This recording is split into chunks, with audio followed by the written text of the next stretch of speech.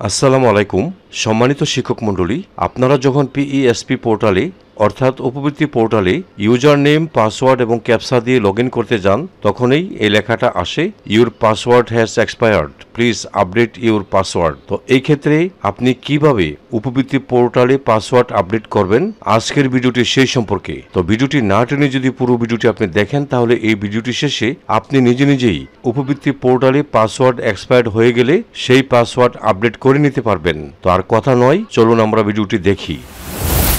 তো এই জন্য আপনি আপনার মোবাইল, কম্পিউটার বা ল্যাপটপে থাকা একটি ব্রাউজার ওপেন করে নেবেন। আমি ক্রোম ব্রাউজারটি ওপেন করলাম। ক্রোম ব্রাউজারটি ওপেন করে আপনারা এই যে পিইএসপি এটা লিখে সার্চ দিবেন। সার্চ দেওয়ার পরে আপনারা এই পেজে আসবেন। তারপরে আমি যে লিঙ্কটা আছে এই লিঙ্কটা আমি এই ভিডিও ডেসক্রিপশন বক্সে দিয়ে দিব। আপনারা সেখানে ক্লিক করেও এই পেজে আসতে পারবেন। তারপরে এখানে আপনি আপনার ইউজার নেম হিসাবে মোবাইল নাম্বার, পাসওয়ার্ড মানে পূর্বের পাসওয়ার্ড, আর এখানে যে ক্যাপচা আছে সেটা দিবেন। তো আমি দিয়ে দিচ্ছি। তো আমি আমার ইউজার নেম, পাসওয়ার্ড এবং এই ক্যাপচাটি দিলাম। ক্যাপচা বুঝতে সমস্যা হলে আপনারা রিফ্রেশ বাটনে ক্লিক করে ক্যাপচা চেঞ্জ করতে পারবেন। আচ্ছা, এখন আমি লগ ইন এখানে ক্লিক করব। এখানে ক্লিক করার পরেই দেখেন আসছে your password has expired, please update your password. তো এখন আমি এই যে ফরগট পাসওয়ার্ড এখানে ক্লিক করব। এখানে ক্লিক করার পরে এখানে বলছি ইউজার নেম দিতে। ইউজার নেম বলতে আপনার মোবাইল নাম্বারটা আপনি এখানে দিবেন, যে মোবাইল দিয়ে আপনি পিইএসপি পোর্টালে লগ ইন করতেন সেটা দিবেন। তো আমি সেটা দিয়ে দিচ্ছি। তো আমি আমার মোবাইল নাম্বারটা দিলাম। এখন আমি ওটিপি পাঠান এখানে ক্লিক করব। হ্যাঁ, আপনার এই নাম্বারে 6 ডিজিটের একটা ওটিপি গেছে, সেই ওটিপিটা এখানে 4 মিনিটের মধ্যে আপনি দিতে হবে। তো আমার মোবাইলে অলরেডি ওটিপি চলে আসছে, আমি এখন এটা দিয়ে দিব। তো আমি ওটিপিটা দিলাম। দেওয়ার পরে যাচাই করুন, আমি এখানে ক্লিক করব। এখানে ক্লিক করার পরে বলছে নতুন পাসওয়ার্ড ক্রিয়েট করতেন। তো এখানে 8 ডিজিটের পাসওয়ার্ড দিবেন। প্রথমে দিবেন ক্যাপিটাল লেটার, তারপরে কয়েকটি স্মল লেটার, তারপরে সংখ্যা দিবেন, তারপরে বিশেষ ওয়ার্ড দিবেন। তো আমি দিয়ে দিচ্ছি। দেখেন আমার এটা স্ট্রং হয়েছে, কারণ সবগুলি সবুজ দেখাচ্ছে। সেম পাসওয়ার্ডটা আপনি এখানে দিবেন। তো আমি একই পাসওয়ার্ড দুটোর মধ্যে দিলাম।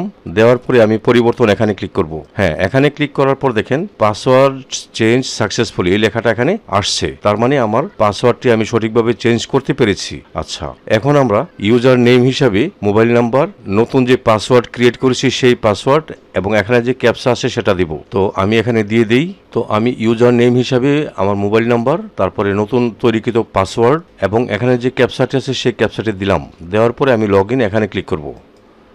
হ্যাঁ, এখানে ক্লিক করার পরে আমার মোবাইলে 6 ডিজিটের একটা ওটিপি গেছে, সময় 4 মিনিট, সেটা আমি এখানে দিয়ে দিব। তো দিয়ে দিলাম। এখন আমি যাচাই করুন এখানে ক্লিক করব। এই তো দেখেন আমি কিন্তু নতুন পাসওয়ার্ড ক্রিয়েট করে লগ ইন করতে পেরেছি।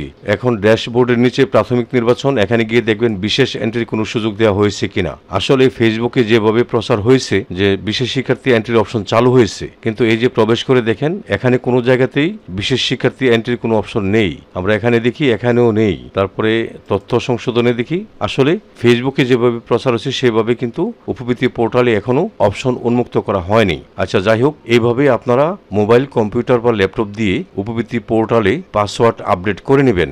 সব শেষে আপনারা এখান থেকে লগ আউট হয়ে বেরিয়ে যাবেন।